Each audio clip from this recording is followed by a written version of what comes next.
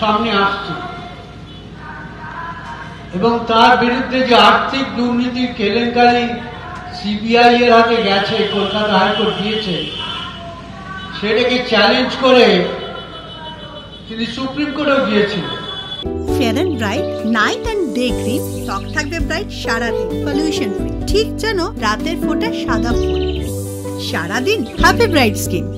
সোরা হয়নি, আমরা দেখে আশ্বস্ত হলাম সুপ্রিম কোর্ট তার পক্ষে কিছু রায় দেননি, কিন্তু এখনো পুরো আশ্বস্ত হওয়ার সময় আসে।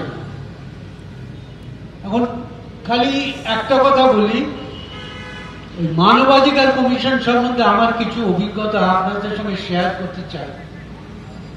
সেটা হয়তো আজকের এই যে অবিচার অন্যায় চলছে, গভীর ক্ষতর মধ্যে দিয়ে আমরা যাচ্ছি, সেক্ষেত্রে কিছুটা হলেও প্রাসঙ্গিক। প্রথমেই অম্বিকেশের কথায় আসে। সেই সময় অম্বিকেশ মহাপাত্রকে আমি চিনতাম না, অম্বিকেশ মহাপাত্র আমায় চিনতেন না, হয়তো আমার নাম শুনে থাকতে পারে, শুনেছেন কি জানি না।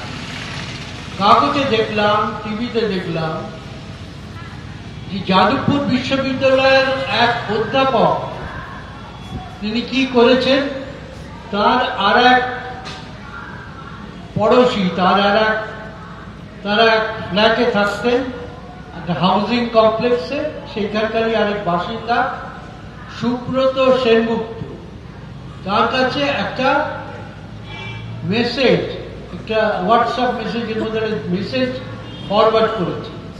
তাতে কি আছে, আপনারা সবাই সোনার কেল্লা সত্যজিৎ রায়ের শিশুচিত্র দেখেছেন, সেইখানে একটি দৃশ্য আছে, দুষ্টু লোক ভ্যানিশ, সেইটি করে যে চিত্রের যে খলনায়ক সে শিশুটিকে একটু ইমপ্রেস করার চেষ্টা করছিল, তার মনটা অন্যদিকে ঘোরানোর চেষ্টা করছে। এইটা হচ্ছে একটি শিশু চিত্রের একটা গল্প।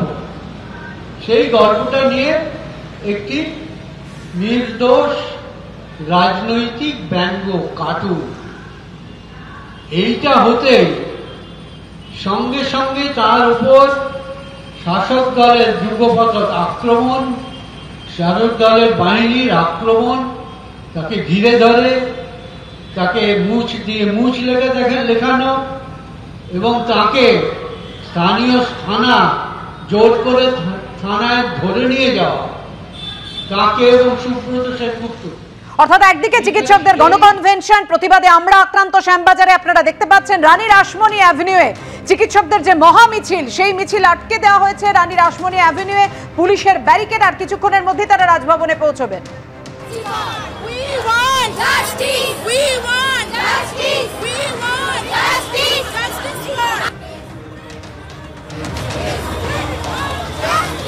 চিকিৎসকরা মিছিল করে এসে রানী রাসমণি অ্যাভিনিউতে অবস্থান করছেন চিকিৎসকদের 4 জনের প্রতিনিধি দল, যেখানে 3 জন চিকিৎসক থাকবেন, একজন নার্স থাকবেন।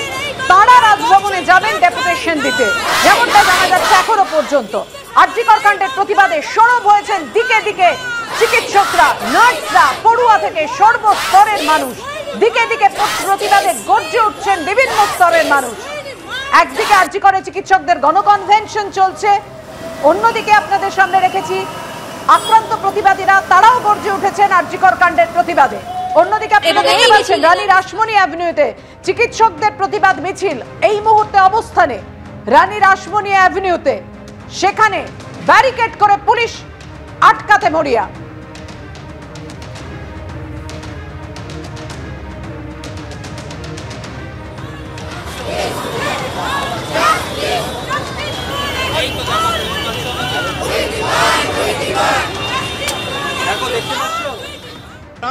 এত বড় একটা ঘটনা ঘটে গেছে, রাস্তায় নামবো না তো কোথায় নামবো?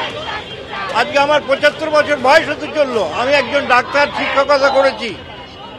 এতদিন পর্যন্ত এরকম ধরনের জঘন্যতম ঘটনা কখনো ঘটেনি। রাজ্যপালের কাছে কি দাবি করছেন? দাবি করবো যেন এক মাসেও কোনো কিছু হলো না। কেন 1 মাসেও কিছু হলো না? সেই জন্য আমরা চাই এটা একটা সমাধান চাই। এর বিচার চাই, সারা পৃথিবী এর বিচার চাইছে।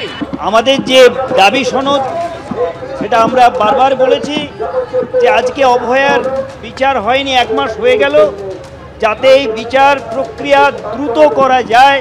সিবিআই যেভাবে ঢিলেমি করছে আর রাজ্য সরকার যেভাবে নন কোঅপারেশন করেছে, এগুলোর বিরুদ্ধে আমরা সোচ্চার হয়েছি, সমস্ত ডাক্তার সমাজ, সমস্ত দেশবাসী। ফলে ভবনে, কারণ এর আগে সিজে ভবনে গেছি, এর আগে আমরা স্বাস্থ্য ভবনে গেছি, সব জায়গায় আমরা গেছি। আমরা যাচ্ছি গভর্নরের যে সিবিআই তার আন্ডারে এবং রাজ্য কেন্দ্রের মধ্যে তিনি লিয়াজো। ফলে আমাদের দাবি, এই দাবি যাতে দ্রুত, যাতে দোষীদের, অপরাধীদেরকে গ্রেপ্তার এবং উপযুক্ত শাস্তি দেওয়ার জন্যে আমরা এই প্রক্রিয়াটাকে ত্বরান্বিত করার জন্য সেই দাবিটা নিয়েই যাচ্ছি। হ্যাঁ, আমরা রাজ্যপালকে আমরা অ্যাপয়েন্টমেন্ট একদিনের নোটিশে আমরা দিয়েছিলাম, তিনি অ্যাকসেপ্ট করেছিলেন, সেইভাবে আমরা যাচ্ছি।